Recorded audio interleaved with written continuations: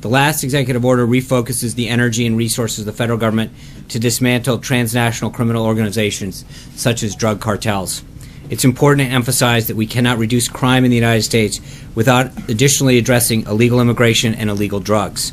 Through this executive order, the President instructs the Attorney General to form a comprehensive and decisive approach to destroying transnational crime organizations and drug cartels. These cartels represent a clear and present danger to our nation.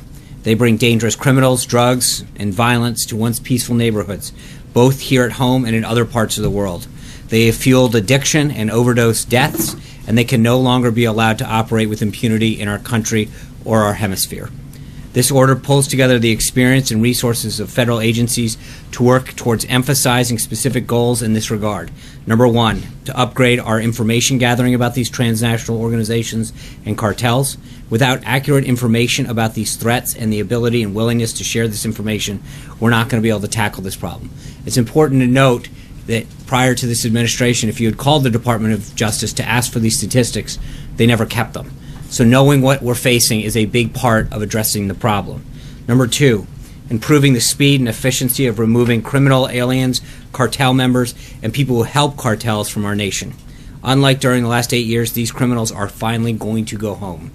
Shift whatever resources we can to tackling these organizations and prevent them from disrupting our society any further. Let's talk about Mexico. There was a report, you talked to President Nieto and you told him, this was the report, I want to know if this is true or not, that if his army couldn't handle the drug cartels, that U.S. Army soldiers would. Did you say that? We have to do something about the cartels. I did talk to him about it. I want to help him with it. I think he's a very good man. We have a very good relationship, as you probably know. We're going to have a wall. We're going to have a border. We've got to stop drugs from coming into our country. And if he can't handle it, and maybe they can and maybe they can't, or maybe he needs help, he seemed very willing to get help from us because he has got a problem. Got a problem. And it's a real problem for us. So President Nieto of Mexico was open to the possibility of U.S.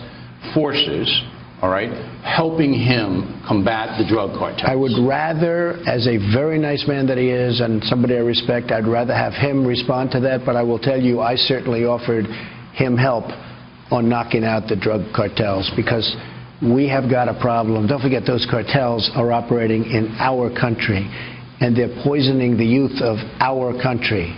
And by the way, countries all over the world, just so you understand.